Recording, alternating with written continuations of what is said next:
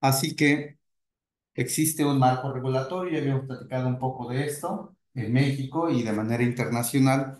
Entonces, más allá de que no existe realmente una policía que esté viendo si uno hace correctamente o no la construcción de conocimiento a través de un proyecto de investigación, o si es importante que sepamos algo que se llama Research Misconduct.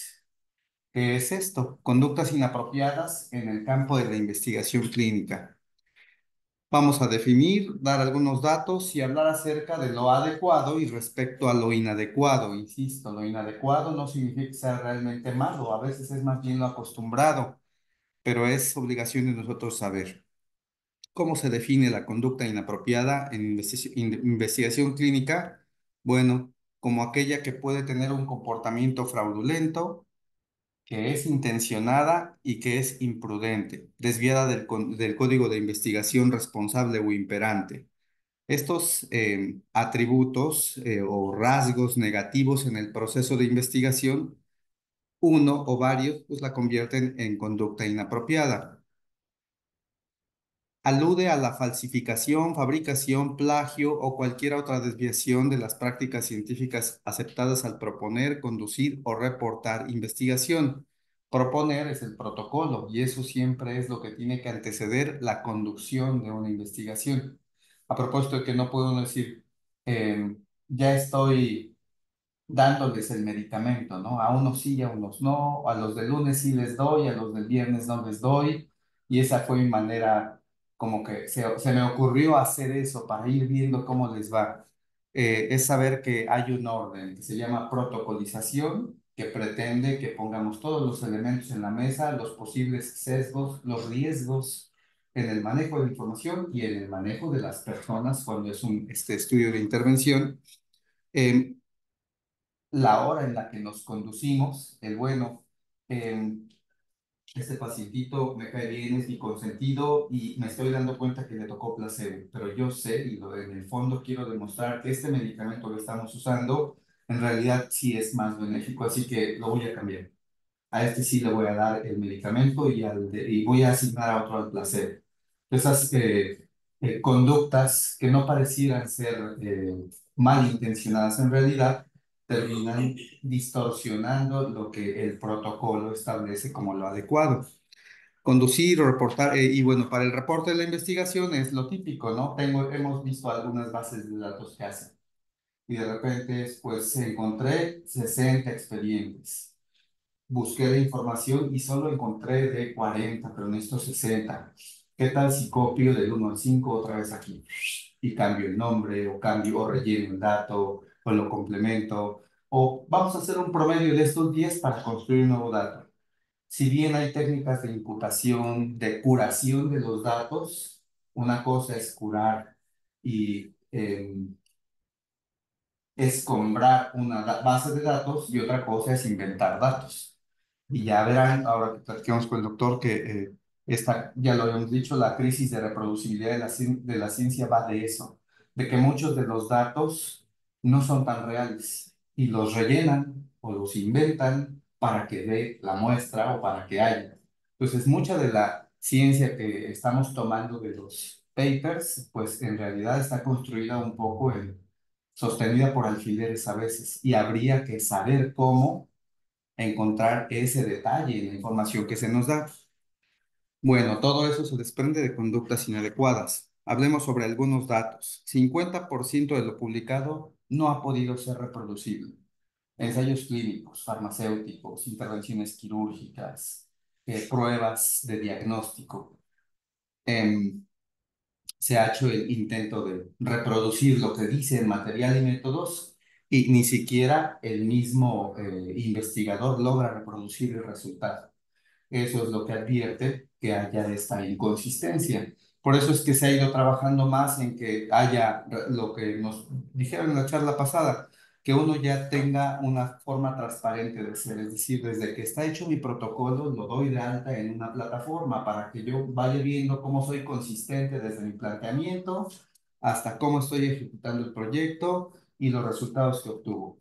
Si yo planteé algo en una plataforma, este es mi protocolo, protocolo de Andrei, y me voy a la etapa de ejecución y veo que empiezo a hacer algo distinto a lo que yo tenía como objetivo, y peor aún, lo que publiqué no tenía nada que ver con lo que planteé, esas distorsiones son las que van convirtiéndose en, bueno, no demostré lo que quería, pero sí encontré que esta otra cosita pues, se puede publicar.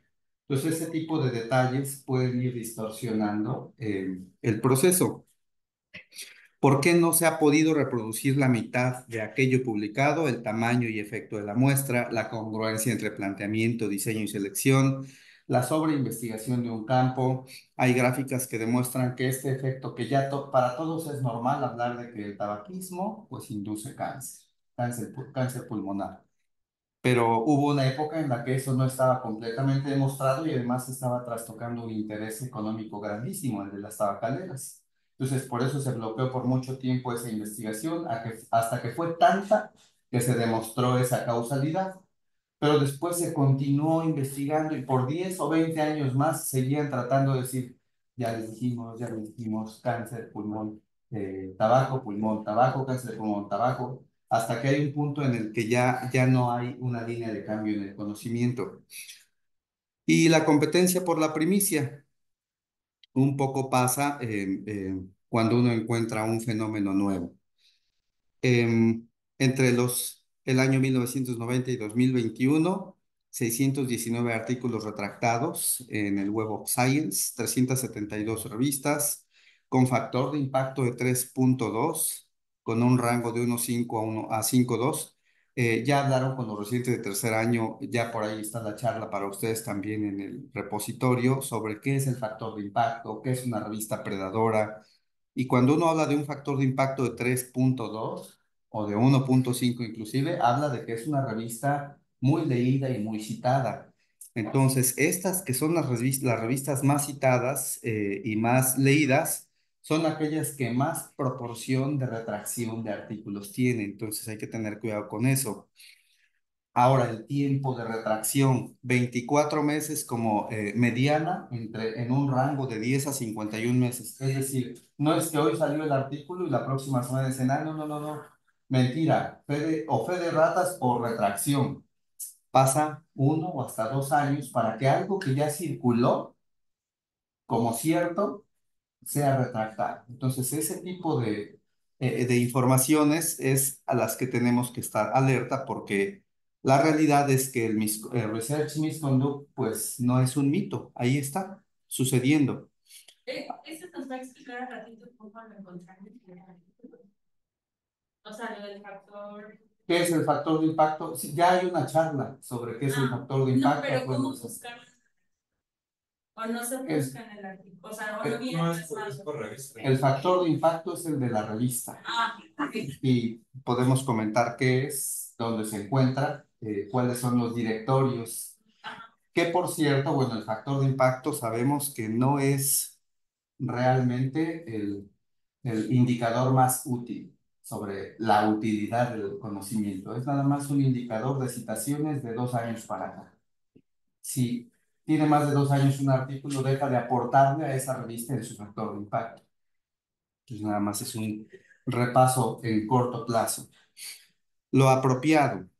La Declaración de Singapur en 2010 fue una conferencia mundial sobre integridad en investigación y se estableció un consenso general de 4 principios: honestidad, cortesía, responsabilidad y buena gestión de la información. Y se desglosan 13 responsabilidades que van desde lo personal hasta lo comunitario. Para no abundar, porque no es hablar ahora de de lo apropiado en particular, aquí hay una liga, que eso luego se las dejo en el chat de avisos, que es una revisión rapidísima que se hizo a propósito de las conductas apropiadas en investigación. Es como un decálogo. Em, Seguimos con el asunto de lo inapropiado. ¿En qué momentos puede uno incurrir subconscientemente en conductas inapropiadas? Pues en la planificación. Si no tenemos indeterminación clínica, si no controlamos los sesgos, es decir, no sabemos ni en qué momentos pueden surgir los sesgos, pues si la mente no lo conoce, no va a ser sensible nuestra mirada a ese hecho de que estamos incurriendo sesgo de ensamble, en un sesgo de susceptibilidad, en un sesgo de ejecución, en un sesgo de transferencia. Y estos que acabo de mencionar son eh, puntos de fallo en el momento de adquirir la información, en el momento de enfocar a quién le vamos a pedir o cómo vamos a rescatar la información, en el momento de saber cómo vamos a organizar la información, en el momento de saber cómo la vamos a analizar y en el momento de saber si lo que vamos a analizar realmente tiene una representatividad de ese fenómeno que empezamos a estudiar. De eso va entonces el control de sesgos. Conflicto de intereses. Pueden estar ocultos o no declarados y pues van desde que uno no tiene la objetividad suficiente cuando uno está convencido a priori de la idea. Hay quien dice, cuando se plantea un problema de investigación no es para demostrar algo, es para cerrar una brecha de incertidumbre. Se desconoce esto, este valor, este comportamiento, este resultado, pero no podría uno partir de la premisa de quiero demostrar que este fármaco es más efectivo o es más seguro. Ujú. La gestión por vía inadecuada de recursos, duplicidad de fondos, la fabricación y falsificación de datos. Comentamos ya algo al respecto desde que uno aquí en ciernes de su carrera como residente de pediatría, si no los acompañamos en la idea de que construir una base de datos es parte fundamental y la parte más esencial de su proyecto. La veracidad de esa información es la que nos va a llevar pues a la respuesta concreta a esa pregunta. Pero allí, dado que no hay alguien que esté permanentemente viéndonos, no hay una manera de ver si el dato que yo mecanografié en esa base de datos es realmente eh, una copia fidedigna de la realidad, pues entonces empezamos a perder esa objetividad. A veces es tan rebuscada nuestra explicación de las cosas, y dice aquí, no confundir la teoría, por seductora que sea, con lo verificado o verificable. ¿A qué se refiere en el tipo de proyectos que nos acompañan? A que de repente uno dice, el estrés oxidativo genera sustancias que son radicales libres. Una se llama superóxido, otro se llama hidroxilo, y estas sustancias entonces se desplazan de un compartimiento mitocondrial al citosólico y después salen y allí existe un conjunto de moléculas que las recaban, pero estas moléculas que recogen estos radicales entonces interactúan con estas otras células que a su vez generan eh, malestar o mal ánimo en el sujeto. Ese brinco que dimos desde hablar de una molécula constituida por dos átomos y hablar de la conducta del sujeto, de repente ya no encontró una trazabilidad. Y a veces uno sobreteoriza las cosas. 10 gramos de ácido úrico, 10 miligramos por decilitro de ácido úrico en un paciente con estas características son más riesgosos que 8,5. Demostrar, por ejemplo, una diferencia eh, demasiado cuantitativa para el fenómeno. 0,5 miligramos de incremento en la hemoglobina representa un riesgo de, no sé, algún defecto del ritmo cardíaco en un paciente crítico. Es decir, sobre teorizar las cosas, no siempre por seductor que parezca, por complejo o ultracientífico que parezca, llega a ser verificable. De ahí también esta crisis de reproducibilidad. A veces ocupamos subrogatos o elementos muy moleculares para un fenómeno clínico y ahí es donde patinan las cosas. No alcanza a demostrarse adecuadamente. Otros aspectos, sabotaje, plagio y piratería, ya los han sensibilizado suficientes a ustedes sobre qué es el plagio. De hecho, yo creo que ahora es el obstáculo más grande para que un trabajo de tesis de autoría de quien sea realmente una tesis que pueda pasar malamente desde el punto de vista, porque ahora está uno más preocupado porque no se parezca a otra idea que porque realmente sea original y esté tratando de construir. Entonces uno se la pasa como en la medicina defensiva, ¿no? Atiendes a tu paciente basado en que no te vaya a demandar o no se vaya a ofender, que en resolverle realmente el problema. Pasa con las tesis. Ahorita es escribe con cuidado, que no se parezca un enunciado a este otro, porque entonces no pasa los filtros. Y la idea original, ¿dónde quedó? Quién sabe, termina transformándose. La no adhesión a los principios éticos, por cierto, la Declaración de Helsinki se acaba de actualizar y haremos una sesión para ver cuál es la diferencia entre la anterior y la nueva. La mala gestión de datos o materiales primarios y conservación y apropiación indebida de eso. Uno no es dueño de los datos, la base de datos la construye uno, pero los datos son de quien los genera, de los participantes o de la institución que los aloja. Legalmente es así. No es una buena práctica traer una base de datos en una hoja de cálculo abierto, con los nombres, con las fechas, con datos sensibles. No debería uno andar con esa información en todos lados. Debería en realidad recurrirse aquí a un banco censurado, pero bueno, la práctica común es que en el USB de uno ahí trae uno su Excel, ¿no? Con sus datos o en su compu. Son los sitios más inseguros para la información. Eh, Conducta inapropiada en la revisión por pares. ¿Qué importancia tiene la revisión por pares? Bueno, en cuanto a los datos, el manejo de la información, los privilegios, la confidencialidad, de no usar el título propio, no compartir, no copiar, no retener, todo eso es algo que tiene que hacer uno como declaración. Siempre tiene que haber un par, idealmente, que revise lo que uno está haciendo, porque el primer fallo cognitivo que tenemos es creer que lo que estamos escribiendo, el sentido de las ideas o de lo que pensamos, ya está acabado o es correcto. Siempre necesitamos la observación, no de alguien que esté en un nivel jerárquico por arriba o organizacional, sino de un par. Alguien de nosotros tiene que validar los fallos cognitivos desde la concepción que podríamos estar teniendo.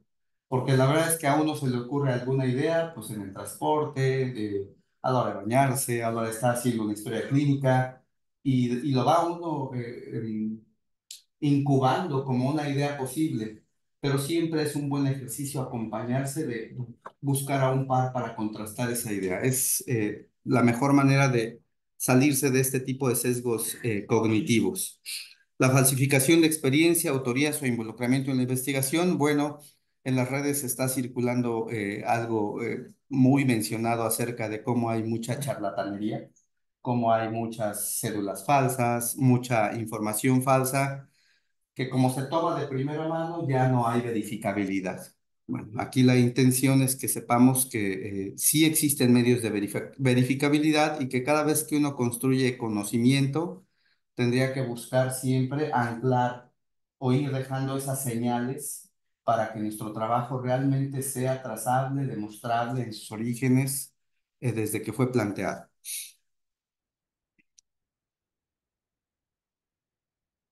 Hay muchos ejemplos en las redes sobre cómo es que las conductas fraudulentas desde inventar datos, inventar experimentos, inventar sustancias, inventar vínculos, es decir, yo estuve en tal universidad tantos años, allí aprendí esta metodología, aplicarla facciosamente podría ser, no podría ser, es una de las malas prácticas eh, y bueno, no es lo aconsejado. De la divulgación y publicación, fragmentación o multiplicidad. Hay que preguntarse si es sustancial cada trabajo. Es común que si hay alguien aquí encargado de síndrome nefrótico y de repente hace una publicación o un trabajo, tiene una intención de investigar, conocer más, pero hay otro grupo que llega y atiende a esos pacientes, puede haber conflicto de intereses en cuanto a que se roben la información, dupliquen pacientes, madruguen la publicación, es algo que suele suceder, sobre todo en centros más grandes en donde termina creyéndose que la persona o el investigador principal es el dueño de los datos. Y otra vez, los dueños de los datos son los hospitales y son los pacientes. Resultados negativos. Es importante, y ya también se mencionó en las charlas pasadas, que si yo quiero demostrar que la gamma globulina es superior a al recambio plasmático terapéutico en la resolución de un cuadro agudo de parálisis flácida aguda, eh, y logro a través de un protocolo bien establecido demostrar que no es así, eso se tiene que publicar. No tendríamos que, en la decepción de no demostrar lo que uno persigue como objetivo, decir, no, pues es que esto ya carece de valor. Esa crisis de reproducibilidad de la que hablábamos en realidad tiene mucho que ver con esto, con que se ha demostrado que muchos de los trabajos que terminan sin llegar al objetivo que querían, se transforman, publican, forzan, falsifican datos y terminan publicando algo que no es cierto, pero se acerca más a lo que el investigador quería demostrar que aquello que originalmente resultó negativo. Entonces, ahí es la importancia de considerar que lo negativo no es realmente negativo en función de encontrar el límite de lo conocido. El factor de impacto, a propósito de qué importancia tiene eso, es solamente una métrica de citación de un periodo de 2 años para la misma revista.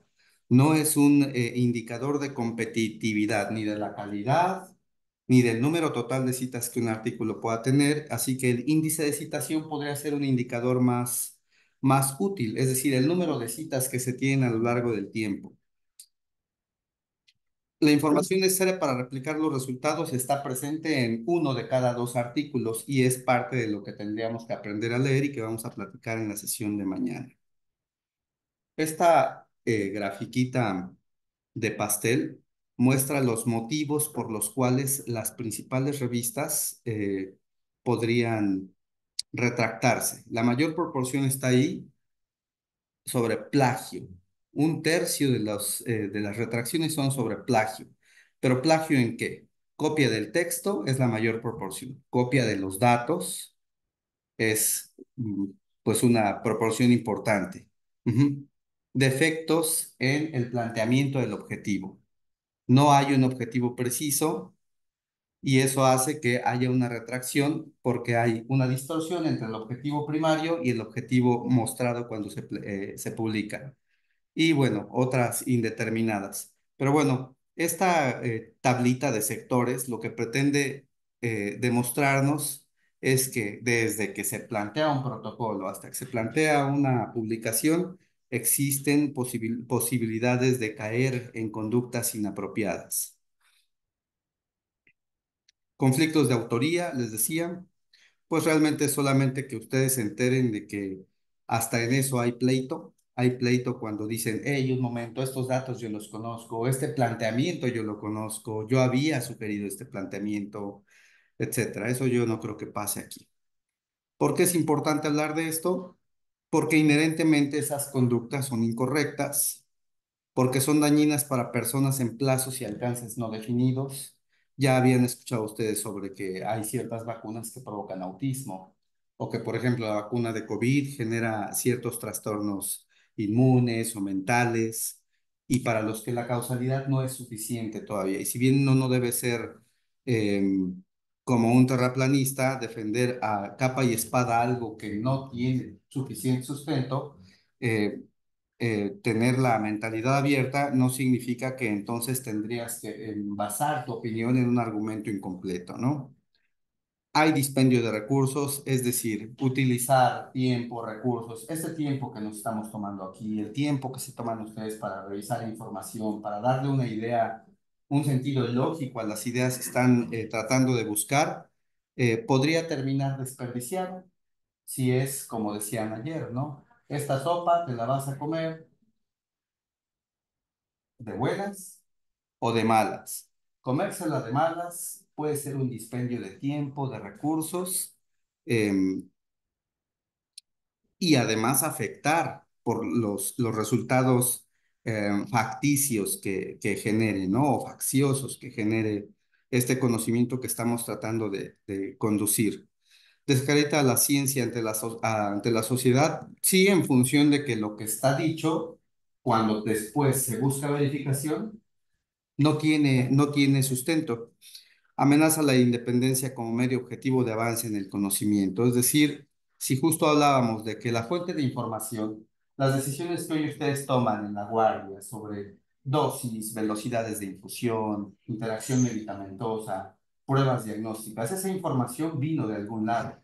Puede ser que de la del pasillo o de la visita misma, pero a su vez vino de otro lado. Hay fuentes escritas, hay textos. Es decir, aquí no se inventa la pediatría, ¿no? No es imaginaria. Up to date. Esa es una fuente de información. ¿Cuán cierta es esa información?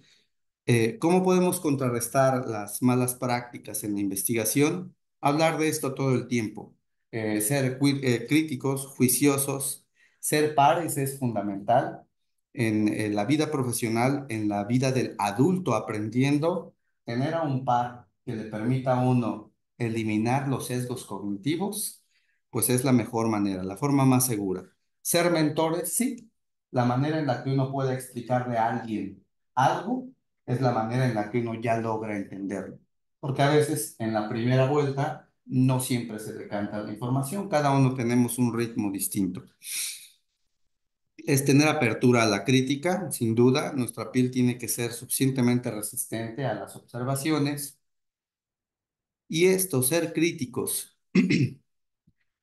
Hay revistas, y es parte de una de las ideas que tenemos aquí, que mientras ustedes revisan la información, los artículos para construir su marco teórico, encuentren artículos que tengan cosas que observar.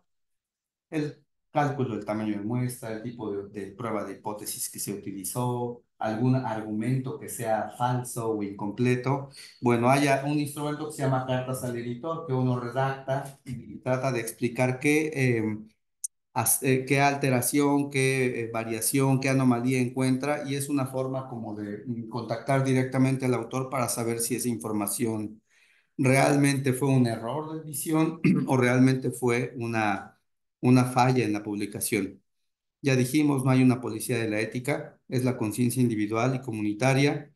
Y pues los comités y el seguimiento de los trabajos es algo que es importante, por eso el esfuerzo que ustedes quizá no conocían que estuviera activo, pero es regulatorio, es mandatorio, entonces el trabajo de los comités no tiene la función de coartar el desarrollo de conocimiento, sino de regularlo y encauzarlo y es pues donde ustedes están ahorita arrancando. La plataforma de inclusión, plataformas de inclusión de protocolos permiten, como decíamos, la coherencia, ¿no? Si yo publico mi protocolo y este se parece totalmente a lo que publico como artículo final, pues sería como la forma más eh, clara o transparente, desde que nace problema de investigación hasta que concluye. Entonces, bueno, esto pues, sí puede ser mucho, mucho rollo, pero es importante que lo conozcan. Recuerden darse su tiempo de revisar la declaración de Helsinki, de qué va, como que a uno como residente, ¿qué le importa esto? Mm, todo el conocimiento que aplicamos en el día a día, las decisiones que aplicamos en la práctica diaria, están basadas en eso, básicamente en eso. Información que confiamos que sea correcta porque proviene de las fuentes correctas y del método correcto. Bueno, se tiene que conocer por eso el método. Vamos a ocupar unos minutos para que alguien nos comparta su pregunta de investigación. Acuérdense que teníamos 10 días naturales entre la última sesión que tuvimos para que por favor ya nos entreguen su pregunta. Si hay dudas en el planteamiento, pues acérquense, contáctenos para que podamos ayudarles, porque ya lo platiqué contigo, doctor Roberto. Ajá. Tener la pregunta es la mitad del problema resuelto. Y la tenemos.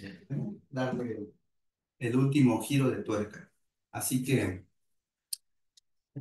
¿quién quiere empezar con su pregunta? Vamos a dedicar unos minutos a revisar unas 3 preguntas. Solo de los que estén despiertos, los que no van a participar. Déjenlo.